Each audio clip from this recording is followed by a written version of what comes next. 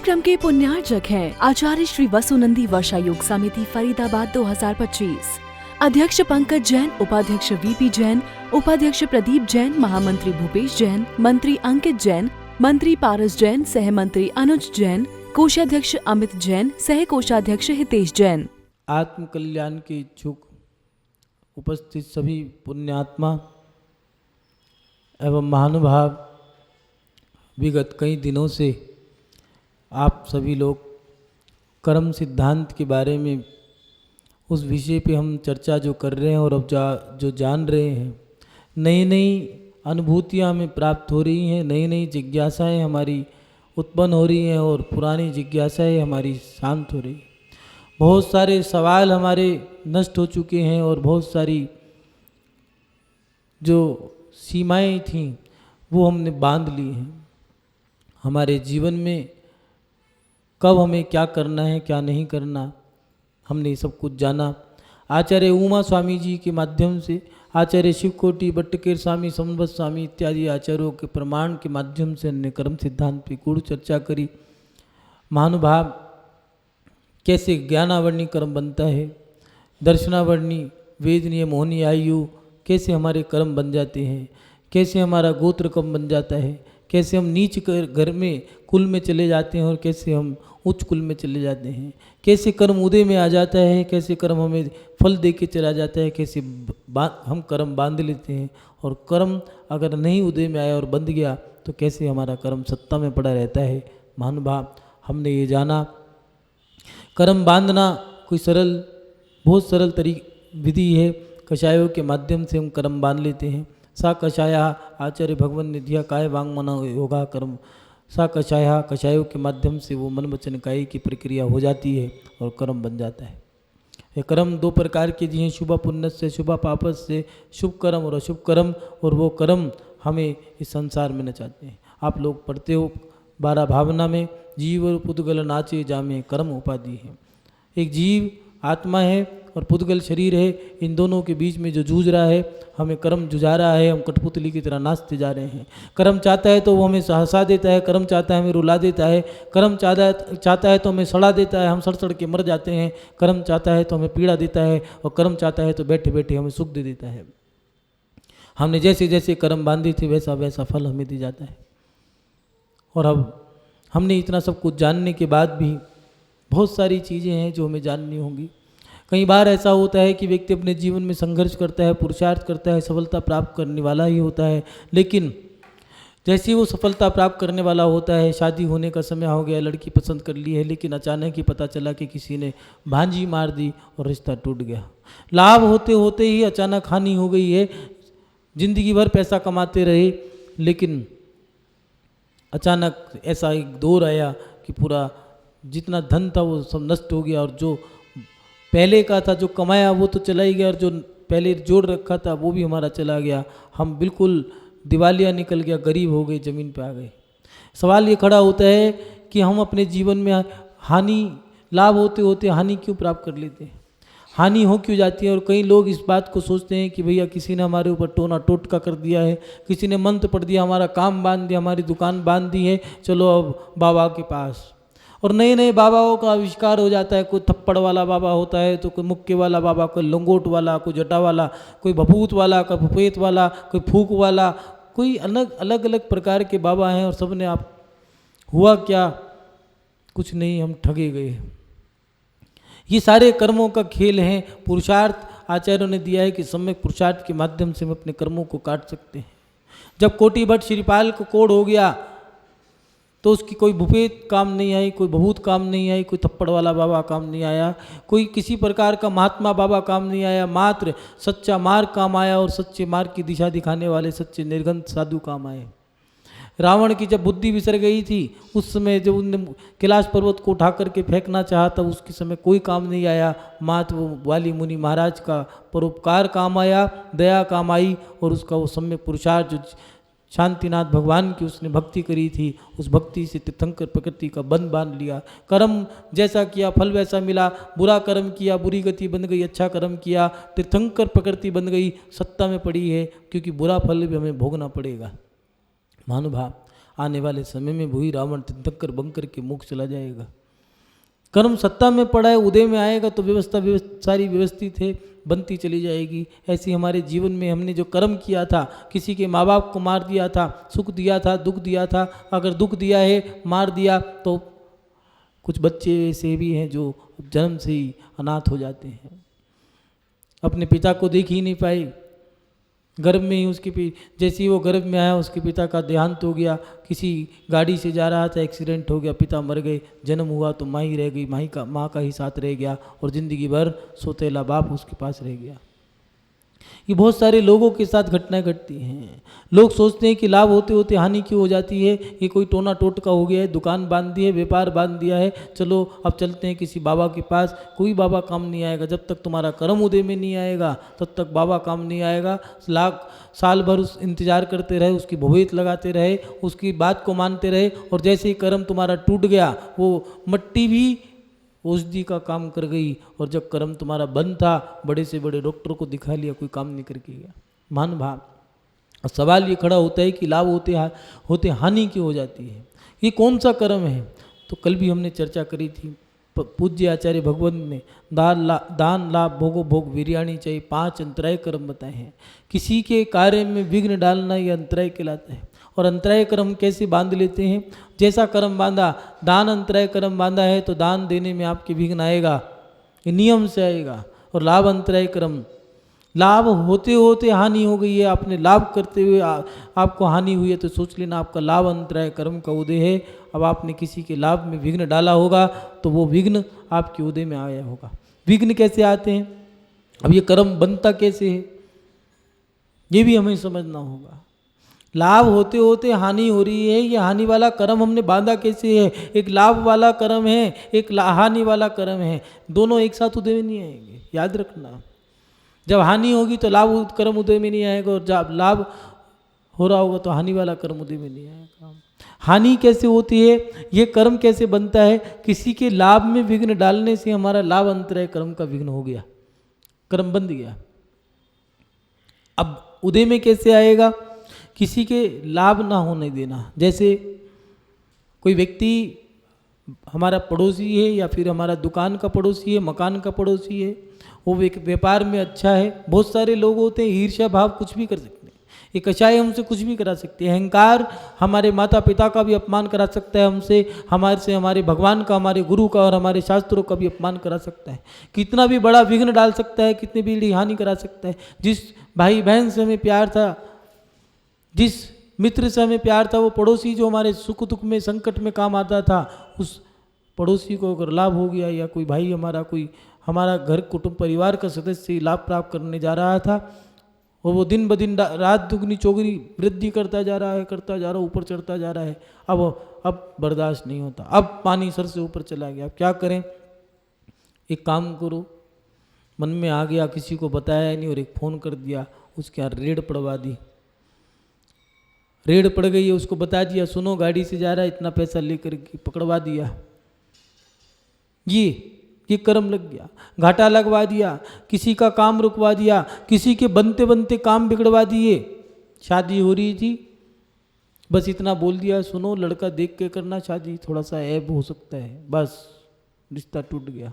उम्र थी 30 साल की। एक एज होती है 20 साल से लेकर के 30 साल तक की उम्र एक ऐसी होती है जैसे टीनेजर 20, और 20 के बाद 25, 25 के बाद 30 तक कोई बात नहीं, उम्र हो गई। लेकिन 30 पार होते के साथ ही 31 लग गया। 31-32 मतलब 30 पार कर गया।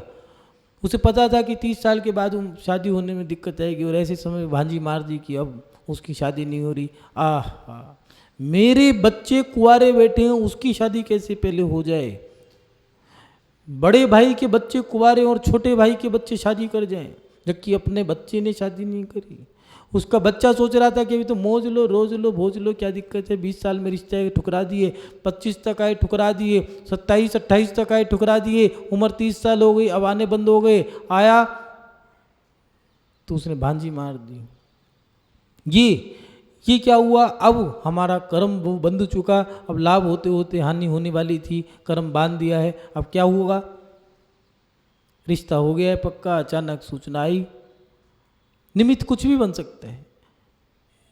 ये याद रखना, कर्म जैसा है वैसा फल दे के जाएगा, लेकिन निमित्त जो चेहरे हैं वो बदल सकते हैं। पता चला कि लड़की का रिश्ता पक्का हो गया, शादी होने की कगार पे आ गई है, शादी फिक्स हो गई है, स्थान सब, डेट तारीख सब, तारीख फिक्स, सब चीज़ें फिक्स हो गई है, सब नियुक्त हो चुका है और शादी का समय आ चुका। पता लगा दूल्हा आ रहा था, अचानक एक एक्सीडेंट हुआ, दूल्हा ऑन द स्पॉट मर गया, बिना शादी की बेटी विधवा हो गई। ये कर्म हमने कैसे बांधा था, हानि पहुंचाई थी, हानि हो गई। पिक्चर बदल सकती है, चेहरे बदल सकते हैं, जैसा हमने किया वैसा हो गया। घाटा लगाया था, घाटा हो गया, नुकसान पहुंचाया था, नुकसान हो गया, रेड पड़वाई थी, रेड पड़ गई। हम जैसा कर रहे थे वैसा हमें फल मिला। उदाहरण से समझ ले, इसमें कर्म का सिद्धांत सटीक व्यवस्थित है। आपने अगर लाभ दिया है तो लाभ भी होगा, हानि होगी, दिए है तो हानि भी होगी। एक व्यक्ति था, घर में बैठा माँ के साथ भोजन कर रहा था, अचानक एक दरवाजे पे दस्तक हुई। माँ ने थाली परोस दी थी और मुंह में पहला ही गिलास डालने वाला था, इतने अचानक आवाज़ आई कि बेटा भगवान के नाम पे कुछ दे दे। वो दरवाज़ा खोला, देखा सामने एक बूढ़ी महिला खड़ी है, चेहरे पे झुर्रियाँ हैं, हाथ में एक लाठी है, कमर झुकी हुई है, दर्दनाक स्थिति है, हीन दीन गरीब। वो जो बच्चा था उसने अपनी थाली उठा करके उस बूढ़ी महिला को दे दी और माँ से जाके कहने लगा, माँ और कुछ भी है क्या? उनने कहा, बेटा आज 2 दिन बाद तो भोजन बनाया था, अच्छा भोजन बना था, आज वो भी भोजन तूने उसको दे दिया। उनने कहा, माँ मैं क्या करूँ, मेरा मन नहीं मानता, मुझे कुछ और देने का मन भी। उनने कहा, क्या देगा? उसने कहा, माँ ये तेरे हाथ में जो सोने का कड़ा है इसको उतार के दे दे। तो उसकी माँ ने कहा, क्यों? कहने लगा, मैं उस गरीब को भीख मांगते नहीं दे सकता, तू दे दे, मैं बड़ा होके तुझे दे दूंगा वो सोना का कड़ा। वो दे करके आया और उस बूढ़ी महिला को कहा, अम्मा जाओ अब ज़िंदगी में दोबारा भीख मत मांगना। तो उस बूढ़ी महिला ने कहा, ये इतना उपकार क्यों करता है मेरे ऊपर, मैं तेरी क्या लगती हूँ? तो उस बेटे ने कहा कि तूने तो बोला भगवान के नाम पे कुछ दे दे बेटा, और मैं अपनी माँ को भीख नहीं मांगते देख सकता। मान भाव, वो छोटा सा बच्चा बड़ा होकर के वही बच्चा ईश्वरचंद विद्यासागर बना और विद्यासागर बन करके कलकत्ता के जितने मंदिर थे वहाँ पर सब जितना भी पैसा था उसके विश्वविद्यालय खुलवा दिए। माँ को कड़ा देने लगा तो माँ ने कहा, बेटा अब क्या करूँ, बुजुर्ग हो गई हूँ, बूढ़ी हो गई हूँ, बच्चों के लिए गरीब स्कूल खुलवा दिए। सुख दिया सुख मिला, दुख दिया दुख मिला, हमने किया क्या? उसने गरीब को सुख दिया था, दुआएं दी, दुआएं मिली, गरीब की मदद करी तो गरीब ने उसको दे दिया कि वो व्यक्ति एक ऐसा बन गया कि आज भी लोग ईश्वरचंद विद्यासागर का चैप्टर पढ़ते हैं, उसके बारे में पढ़ते हैं कि वो क्या था क्या नहीं किया। हम अपने जीवन में सोचें कि हमने दुख दिया है, सुख दिया, लाभ दिया है तो लाभ होगा, हानि दी है तो हानि होगी। कभी कभार ऐसा होता है कि दुकान पे बैठे थे, अचानक पूरा दिन बीत गया लेकिन कोई ग्राहक नहीं आया, और अचानक रात में जैसे ही दुकान का शटर गिरा रहे थे एक ग्राहक आया और पूरे दिन की बोनी करा के चला गया, लाख रुपए का गल्ला उठ गया है। ठीक है, अब खुश हैं, घर जाके कह रहे हैं भैया आज तो पता नहीं क्या हुआ, पूरे दिन दुकानदार बैठे रहे, किसी की बोनी नहीं हुई और मैं एक ग्राहक आया, 1 महीने 1 हफ्ते की पूरी लागत दे गया। गुप्त रूप से किया गया दान था, गुप्त रूप से किया गया लाभ था।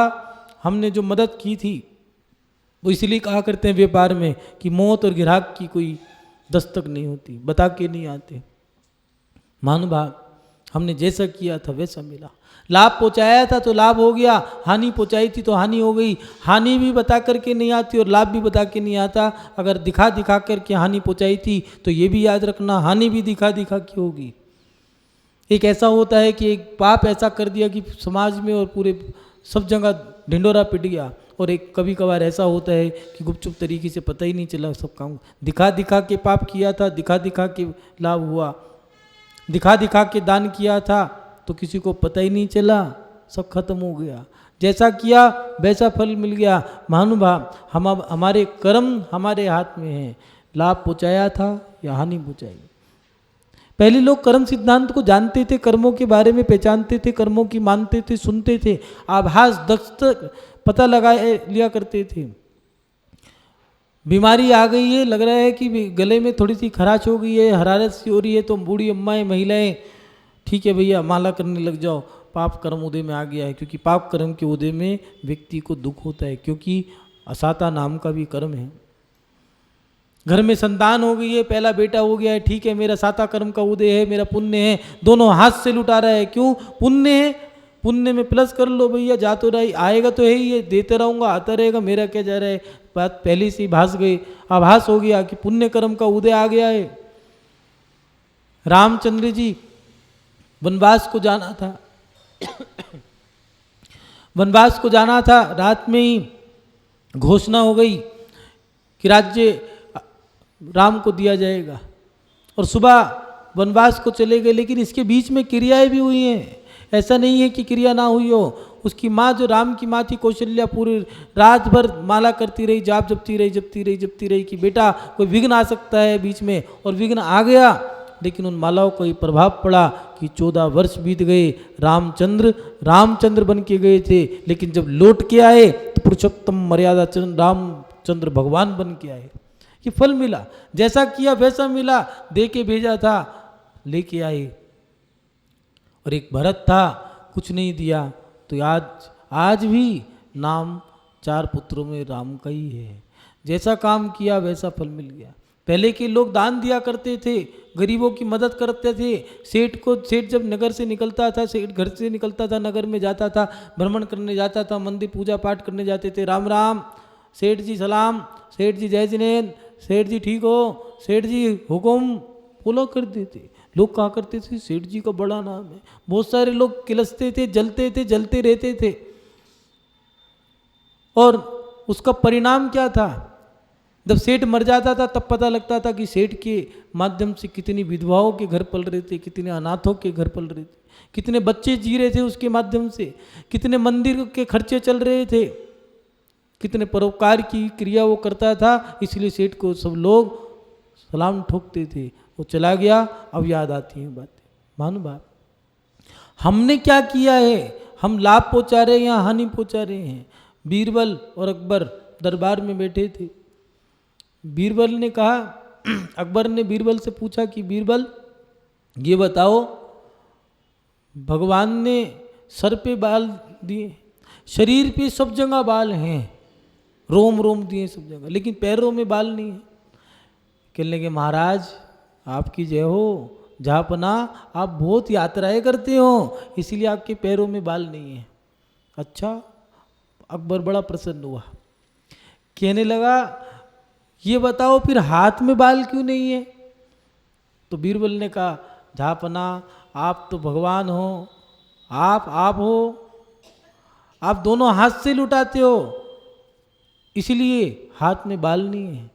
तो कहने लगे तुम्हारे हाथ में क्यों नहीं है? अरे जहाँपना आप देते हो इसलिए मैं लेता हूँ, मेरे हाथ में बाल नहीं है। कहने लगे इनके हाथ में बाल क्यों नहीं? कह रहे महाराज आप देते हो, मैं लेता हूँ, किलसते रहते, जलते रहते, इनके हाथ के बाल खत्म हो गए।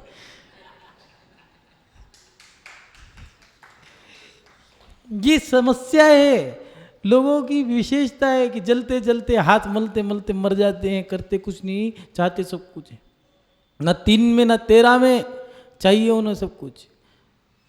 हम जो ये काम कर जाते हैं ईर्ष्या भाव कषायों के आवेग में आकर के दूसरे को हानि पहुंचा दी है, उससे हमारा कर्म जो बन गया है, अब बनते बनते काम हमारे बिगड़ जाते हैं। यात्रा के लिए जा रहे थे, टिकट कट गया है, शिखर जी के लिए तैयारी कर ली है, सपने सजो के रखे थे, वो सपने पूरे होने का समय आ गया है। सपने सजोने के बाद पूरा होने का जो समय आ गया उसमें अपने सपने के साथ सबको जोड़ लिया है। अपने जीजा साला फूफा पापा मम्मी पापा दुनिया भर के यार दोस्त उन सबको जोड़ लिया है। ट्रेन का पूरा डब्बा बुक करा दिया है और जाने के लिए तैयार हो गया, माथे पे तिलक लगा दिया, घर से बाहर निकलना ही था। अचानक सूचना आ गई, सुनो तुम्हारे यहाँ सूतक लग गया, बच्चा हो गया, बहुत बढ़िया, खुशी हो खुशी। ये क्या हुआ?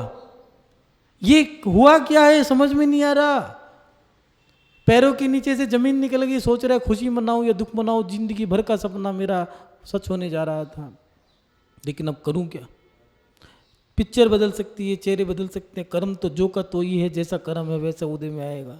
सोचा था भगवान की पंच कल्याणक में या फिर अष्टानी का पर्व के समय में भगवान की पूजा करूंगा, सोदर मिंद बन करके करूंगा, पंच कल्याणक प्रतिष्ठा होगा, मेरे समाज का जहाँ मैं रहता हूँ वहीं का मंदिर बनेगा, वो भगवान विराजमान करूंगा, भगवान के मंदिर का पंच कल्याणक होगा, उसमें सोदर मिंद बनूंगा। और अचानक ही पता चला कि भैया मैं तो बैठ ही नहीं सकता, क्योंकि पत्नी को बैठना नहीं है और बेटा बेटे का एक्सीडेंट हो गया है, पातक और लग गया।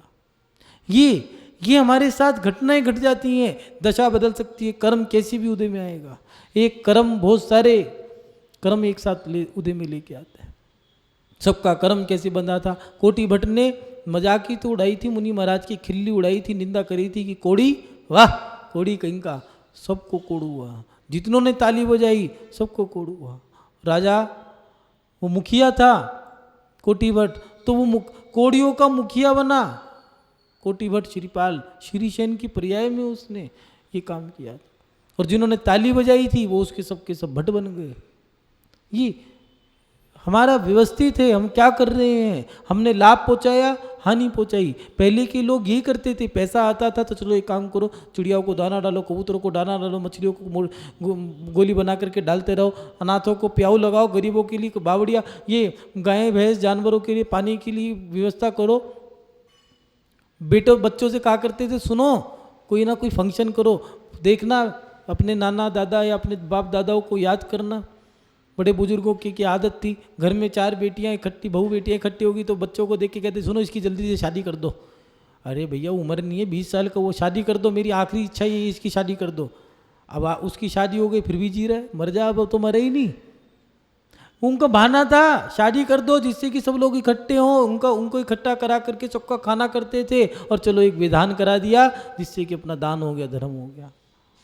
मरण अच्छा होता था, कर्म अच्छे कर्म अच्छा मरण, बुरे कर्म बुरा मरण। आज का मरण कैसा है, डॉक्टरों के पास जाते हैं, सिग्नेचर करते हैं कि मुझे चीरा फाड़ी करने के लिए मैं आपको ऑर्डर दे देता हूँ, पैसा भी देते हैं खाल उधेड़ने के लिए, वेंटिलेटर पे पड़े रहते हैं, सड़ते रहते हैं, सड़ के मर जाते हैं। ना भगवान काम आता, ना भगवान को याद कर पाते, ना गुरुओं को याद कर पाते, बस डॉक्टर के नाम की माला जपते रहते। आखिर में अस्पताल में जाते जाते नीचे सीधा पाताल लोक में चले गए। वर्गम नृपामति स्वाहा। ये हमारे कर्मों का फल है। मानवा हमने जैसा किया हमें वैसा मिला, लेकिन हमने किया क्या है, कहीं दूसरे के कार्यों में विघ्न डाला है, दूसरे के बनते बनते काम बिगाड़ दिए हैं। कई बार ऐसा देखा जाता है कि कोई संस्था बना दी, अच्छा काम कर रही है तो चलो ये काम करो, हिसाब दो। अब भैया हिसाब है, कोई छोटी मोटी चीज़ थोड़ी ना है, और तुम्हें हिसाब क्यों दे। आज का व्यक्ति चाहता है कि 11,000 रुपये में 11 करोड़ रुपए का हिसाब ले लूँ। दान दिया 11,000 रुपये का, हिसाब दो मुझे 11 करोड़ का। वाह रे वाह बनिया, नहीं हिसाब दिया, 1 दिन 2 दिन 2 हफ्ते इंतजार करा, और इंतजार पूरा करते करते थक गए, कोर्ट में केस डाल दिया। पता नहीं कितनी संस्थाएं हैं जिनके ऊपर केस चलता है, कितने मंदिर ऐसे हैं जिन पे केस चल रहा है। कारण अपनी अहंकार, ये 1.5 इंची की नाक में दम करके रखा है। प्रत्येक व्यक्ति लड़ने के लिए तैयार बैठा है। आक्रमण और बनिया की लड़ाई भी कैसी है, ईंट भी उठा के मारेगा तो गड़ी भी ईंट निकालेगा, या तो वो भाग जाए गुस्सा भाग जाए। वाह रे वाह बनिया, न 3 में न 13 में मंदिरों पे केस ठोक डाले हैं। कारण हमारा अहंकार पूरा नहीं। और इस कषाय में क्या हुआ, पता नहीं कितने मंदिर ऐसे हैं जो बन नहीं पा रहे। क्यों भैया, जिसने संकल्प लिया था कि मैं मंदिर बनाऊंगा अपने जीते जी, और मंदिर बना करके भगवान को विराजमान करा के मरूंगा, लेकिन विघ्न डाला था, मंदिर बनेगा कैसे। कई मंदिर ऐसे हैं जिनको 20-20 साल हो गए, 50-50 साल हो गए, उनके पंच कल्याणक नहीं हो पाए। भगवान आकर के विराजमान हो गए, लेकिन विघ्न डाला था तो विघ्न जरूर आएगा। वो विघ्न पता नहीं कब पूरा होगा। पता नहीं कितने युवा कुंवारे बैठे हैं, कितनी युवतियाँ हैं जो कुंवारी बैठी हैं, शादी नहीं हो रही। कारण किसी की शादी में विघ्न डाला था, तुम्हारी शादी में विघ्न आएगा। ये लाभ होते होते हानि क्यों हो जाती है, या आपने लाभ अंतरय कर्म बांध लिया था, वो आपका अब उदय में आया है, और जब उदय में आया है तो आप रो रहे हो, चिल्ला रहे हो, चीख रहे हो। किसी ने टोना टोटका कर दिया, किसी ने मंत्र कर दिया है, किसी ने हमारी दुकान को बांध दिया है। अरे बांधा नहीं है, टोना टोटका कुछ नहीं करा है, ये तुम्हारा कर्म उदय में आया है। काटने का उपाय आचार्यों ने कहा है, लाभ अंतराय कर्म का अगर बंद कर लिया है तो उसका उपाय बस यही है कि लाभ कराओ, लोगों को लाभ पहुंचाओ। जितनी लाभ कर सकते हो उतने लाभ, जिनकी यात्रा कराने में, ये भी याद रखना, उस लाभ अंतराय कर्म के उदय में आप अच्छे काम भी नहीं कर पाओगे। पैसा तो होगा उसके पास, लेकिन वो दान नहीं कर पाएगा, क्योंकि जब लाभ नहीं होगा तो दान भी नहीं दे पाएगा। मन महसूस के रह जाएगा, कसक रहेगी एक दिल में कि साधु आते हैं चले जाते हैं, चौका नहीं लगा पाते। क्यों? क्योंकि ना तो लाभ होता है और ना ही दान देने की सामर्थ्य हो पाती है। जो गरीब है उसका लाभ अंतराय कर्म का भी उदय होता है, इसलिए उसे लाभ नहीं होता तो वो गरीब भी रह जाते हैं। एकदम जैसे ही आप कोई सोच ले कि हम तो पहले से एफडी करा के रख लें 5-10 करोड़ की, करा लो, कोई दिक्कत नहीं है। लेकिन जैसे ही कर्म उदय में आएगा ऐसा दिवालिया निकलेगा, ईडी लगा दी जाएगी, सीबीआई ठोक दी जाएगी, इनकम टैक्स सेल टैक्स की रेड पड़ जाएगी, कोरोना जैसी महामारी आ गई, डॉक्टरों के पास तड़पते रह गए, पहुंच ही नहीं पाए, मर गए। डॉक्टर को अगर मिल जाता आ जाता, कुछ लोग हॉस्पिटल पहुंच गए तो उनको ऑक्सीजन नहीं मिल पाई, किसी को ब्लड नहीं मिल पाया, लाभ ही नहीं हो पाया। लाभ नहीं हो पाया तो प्राण भी चले गए। याद रखना, एक कर्म तुम्हारा प्राण भी ले सकता है। हमने किया क्या है? इसलिए आचार्यों ने कहा सतर्क रहो। आचार्य रविशेन स्वामी जी ने पद्म पुराण में 8वीं शताब्दी में पहले भाग में बहुत अच्छी बात लिखी है कि जैसे बनिया पाई पाई का हिसाब लगाता है, ऐसे ही धर्मात्मा को प्रत्येक चीज़ का एक क्रिया का हिसाब लगाना चाहिए कि मैं अपनी इस क्रिया का फल क्या भोगूंगा, इस पाप का क्या फल भोगूंगा, इस पुण्य का क्या लाभ होगा मुझे, इस पुण्य की इस क्रिया का क्या फर्क पड़ेगा मेरे ऊपर, मेरा जीवन कहीं बर्बाद तो नहीं हो सकता। कई बार ऐसा देखा जाता है कि व्यक्ति सट्टे का पैसा इस्तेमाल कर लेता है। देखना, जो बेईमानी का रिश्वत का पैसा खाने वाले होंगे, 2 नंबर का काम करने वाले होंगे, उनकी संतान टटोल लेना, खोज लेना, उनकी बेटी कहीं ड्राइवर के साथ भाग गई होगी, कहीं शराब के ठेके खोलने वालों के घर टटोल के देखना, उनके बच्चे कैसे मिलेंगे, बेटा बिगड़ा हुआ मिलेगा, पत्नी भी अय्याश करने वाली मिलेगी, बेटी भी ड्राइवर के साथ भागी हुई मिलेगी, और पति जो होगा वो बीमार मिलेगा। घरों के अंदर ये सब काम होते हुए मिलेंगे। जितने भी सट्टा खेलने वाले हैं, 2 नंबर का काम करने वाले हैं, बेईमानी का पैसा कमाने वाले हैं, अपने घर को टटोल के देखना, घर के अंदर पैसा तो बहुत होगा लेकिन शांति नहीं होगी। कारण अशांति से किया गया कर्म हमें शांति नहीं देगा। पहले के लोग ईमानदारी का खाते थे, कम खाते थे, कम खाते थे, नम जाते थे, बड़ी ईमानदारी से जीते थे, जिंदगी भर कम खाते थे, कम में रहते थे, लेकिन शान और शौकत उनकी बहुत होती थी। आज के लोगों की शान और शौकत कुछ नहीं है। हर व्यक्ति करोड़पति है, वो ऐसी जगह मकान ले लेंगे, जाकर के सोचते हैं चलो पैसा आ गया, एक काम करो, बढ़िया से पॉकेट में जाकर के एक बढ़िया से सेक्टर में जाके मकान ले लेंगे, एनसीआर में, दिल्ली में जाकर के, और वहाँ मकान ले लिया, मकान लिया करोड़ों का, जितना पैसा था सब मकान में लगा लिया, और वहाँ जाकर के पता लगा, सोच रहे थे कि जाकर के सब हमको सलाम ठोकेंगे, हम करोड़पति बन गए, सेठ जी बन गए, लेकिन वहां पता लगा जाके हमारे जैसे तो सारे ही हैं। इस कार्यक्रम के पुण्यार्चक थे आचार्य श्री वसुनंदी वर्षा योग समिति फरीदाबाद 2025, अध्यक्ष पंकज जैन, उपाध्यक्ष वीपी जैन, उपाध्यक्ष प्रदीप जैन, महामंत्री भूपेश जैन, मंत्री अंकित जैन, मंत्री पारस जैन, सह मंत्री अनुज जैन, कोषाध्यक्ष अमित जैन, सह कोषाध्यक्ष हितेश जैन।